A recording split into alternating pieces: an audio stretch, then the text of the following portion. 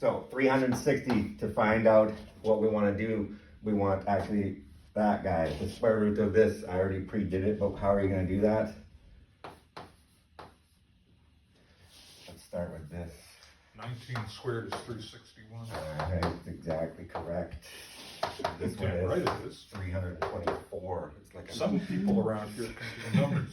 the number 20 times 20 is 4. I would do that pedantically. We won't do it now, but I list up to them and then I'm like, 21 times 21 is, I don't know, I didn't memorize that far. That's how I did that. But how do you find where a number's square root is, which integers is between? 360 is between 18 and 19. Ooh, because when I find the perfect square on either side, and then I can find out that this is going to be exactly between 18 and 19. Why am I doing that? Because we now have a theorem that says that if a number has no prime less than its square root dividing it, then it itself is a prime number. Clearly 360 is not a prime number. It has 3's and 0's in it if we do divisibility tests. But now what we're going to do is the tree. And I'll show you how to. Can you list all the positive divisors of a number of what's happening? So the 18 is going to start. Yep. What are we doing? No, you just keep doing Yeah, you do what you gotta do. Tim's gotta. Why is that one? You could do that. You can start manipulating too. Yep. Two different ways. All roads lead to Rome.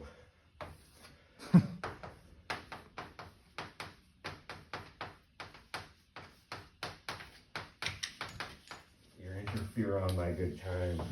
I know, I'm harshing your buzz, man. All right, so why did I do that? What we're gonna do is, this is patent pending, the wizard technique of finding all the divisors of a number.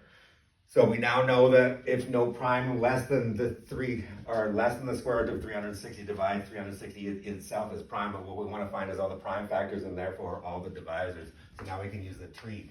360 is definitely 2 times 180, and that's going to be 2 times 90, and that's going to be 2 times 45. Normally you can see that there's a 9 in there, but 4 plus 5 is 9. 3 divides 9, so there's a 15 in there, and then there's a 3 and a 5. So it turns out 360 is equal to 2 to the 3 times 3 to the 2. I like that one because it's 2 consecutive numbers that interchanges their prime factorization. 8 and 9 are consecutive. 8 is 2 cubed, 9 is 3 squared. Never mind. 5 to the 1. Okay.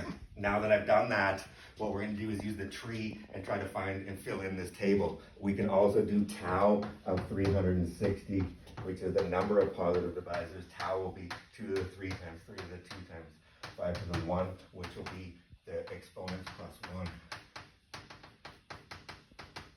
Which is going to be 4 times 3 times 2, which is 4 factorial over 24. What that says is, now I know, peace of mind, there better be 24 positive divisors for 360 in this list. 24 happens to be one of those divisors. That's going to be the length of our months. You want to do another short? In the next short, we'll show you what all the divisors are. Let's do that.